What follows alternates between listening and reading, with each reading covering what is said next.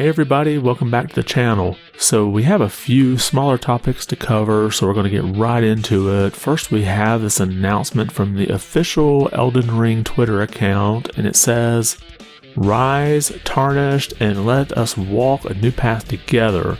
An upcoming expansion for Elden Ring Shadow of the Erdtree is currently in development."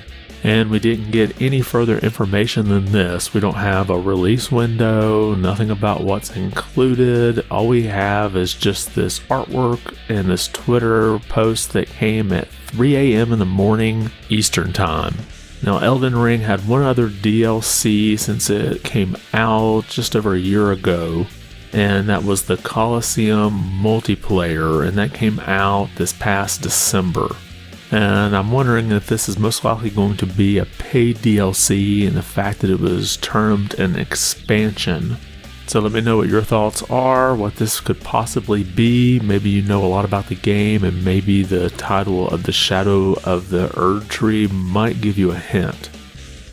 Next, we have some interesting sales numbers that's coming from an analytic company, Ampere Analysis. Now, a lot of this is their analysis of sales data numbers and aren't like official numbers, but it's probably pretty close.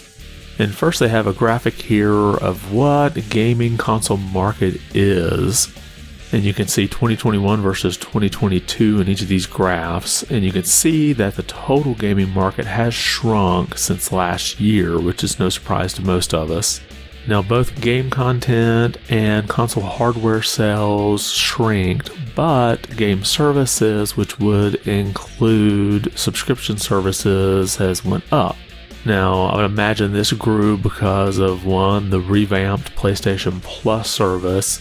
Obviously, Game Pass is continuing to grow, and Nintendo Switch Online added that expansion pack late in 2021. So now we've had a full year for more people to sign on to this as more games got added. However, even though sales performance was down in 2022, it is still up 18% over pre-pandemic levels in 2019. So obviously during the pandemic, when people weren't going out, a lot of people were staying in and playing games. And then the next graph is global console gaming market company share. And you can see here this is broken up by Nintendo, Microsoft, and Sony, and again 2021 versus 2022. And you can see while both Nintendo and Sony have dropped a little bit, Microsoft has actually picked up a couple of percentage points. Now, Sony still remains the overall leader now with about 45% of the market. And this is, of course, all sales, hardware, software, subscriptions, everything. And I would imagine the market for Microsoft and Xbox has grown because of Game Pass. I know Microsoft has had a lot of games delayed, so Game Pass seems to be the obvious place where they would make that up. And then the final graph here is global console game and services market by monetization, so the actual value.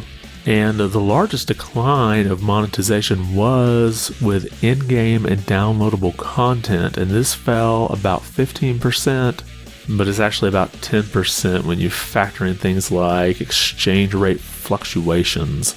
And again, this is moving back to more of a normal post-pandemic consumer behavior. But I do have to wonder if some of the declines have came from this sort of crash in the live service market.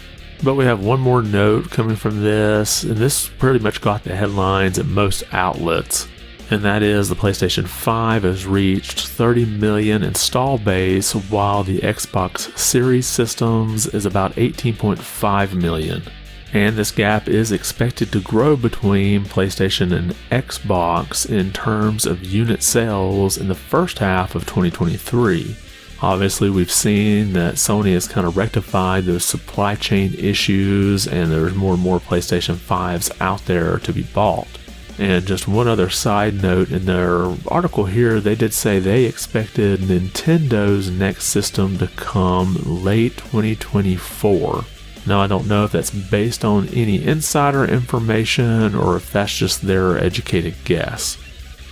And then finally, we'll end on a disappointing note. We have the Games with Gold announcement for March.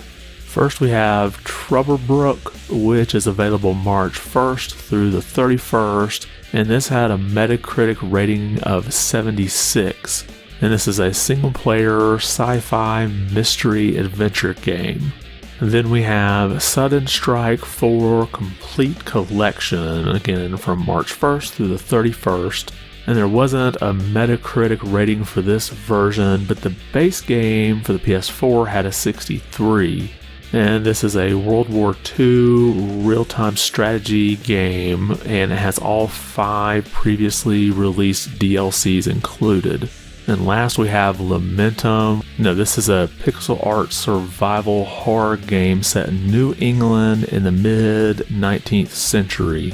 And this will be available March 16th through April 15th. And again, no Metacritic rating on the Xbox version, but the PC had a 74.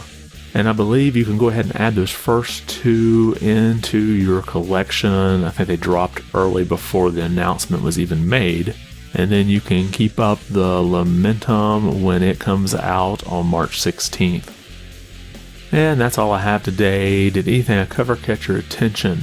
And if you liked this video, be sure to give it a thumbs up. And if you haven't yet, consider subscribing so you can get more of these videos into your feed. I want to thank you for watching, and be good.